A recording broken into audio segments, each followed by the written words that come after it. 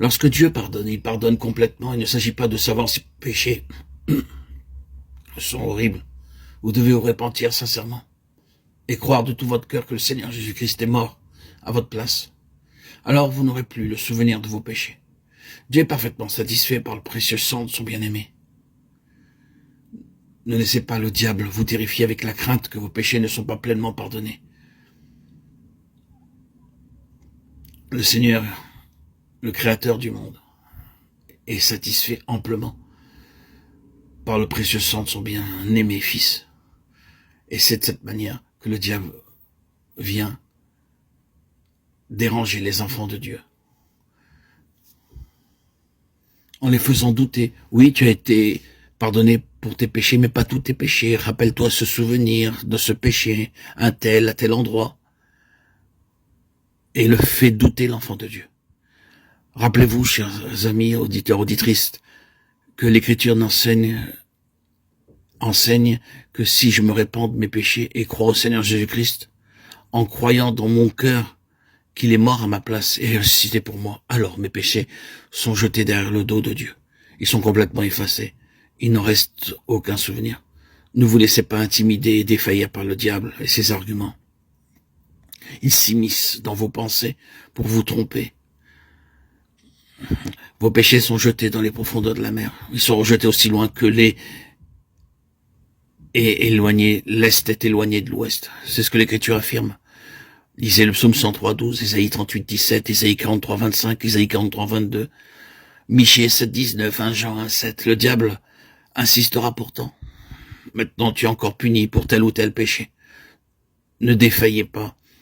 Ayez confiance. Le diable veut votre chute. Ainsi, beaucoup d'enfants de Dieu se sentent découragés, abattus. Mais Dieu a montré depuis le commencement que lorsqu'il pardonne, il pardonne complètement. Le sang précieux est cela le propitiatoire devant Dieu et le bouc d'expiation s'en va dans le désert pour que l'on ne s'en souvienne plus. Souvenez-vous, avant que le sang ne soit aspergé, l'encens était brûlé devant le propitiatoire. Ceci nous ramène à nouveau à la prière des saints de Dieu. Avant que le pécheur ne soit sauvé, il y aura toujours une somme de prières. Je donnerai mes prières au Seigneur. Et il doit y avoir beaucoup de prières pour la conversion de chaque âme, pour notre conversion propre. Dans certains cas, nous obtenons une réponse et le savons, mais dans d'autres cas, nous ne le savons pas. Je suis sûr qu'au ciel, Dieu nous dira, mon enfant, vois-tu ces gens-là, ils sont sauvés à cause de tes prières. Vous pourrez répondre, oh Dieu, je ne sais même pas qui ils sont. Mais il vous répondra, souviens-toi comment tu priais, où tu priais, pourquoi tu priais. Dieu a une bonne mémoire. Il n'est pas comme nous qui oublions si facilement.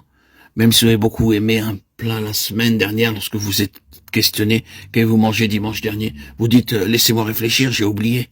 Vous ne vous souvenez pas de ce que vous avez eu il y a 4 jours, à peine. Voilà la mémoire humaine, pauvre mémoire humaine. Mais Dieu n'oublie rien. Quand nous le prions, il se souvient de chaque prière. Quand vous priez, votre prière monte comme un encens dans son sanctuaire. Et à travers vos prières, Dieu peut faire beaucoup. Élie était un homme sujet aux mêmes passions que nous. Il était simplement comme nous. Cependant, il avait la foi pour prier. Et Dieu fit de grandes choses à travers sa prière. Jacques 5, 17, 20. Aussi, ne dites pas que Dieu n'entend pas vos prières. Qui que vous soyez racheté par le sang du Seigneur Jésus-Christ, vous êtes un prêtre de Dieu et vous pouvez prier n'importe quand pour n'importe qui. Tous ne peuvent pas prêcher, mais tous peuvent prier. Seigneur, enseigne-moi à prier n'importe quand, n'importe où. Et Dieu attendra. Par vos prières, Dieu peut faire des prodiges. Des âmes reviendront à lui, des cœurs seront soulagés et de nombreux foyers pourront être bénis. Tous, nous pouvons prendre part en cela.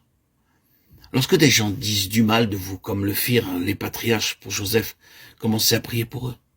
N'essayez pas de parler mal contre eux, mais commencez à prier pour eux. Oh, Dieu bénisse, s'il te plaît, un tel et un tel. C'est ainsi que vous pouvez envoyer de l'encens dans les cieux et remplir le sanctuaire de Dieu avec le parfum. Les aromates vinrent en premier lieu de Canaan en Égypte, et elles retournèrent d'Égypte en Canaan. L'huile donc sur les aromates pour la prière. Nous recevons du ciel ces aromates et les envoyons en retour au ciel lui-même.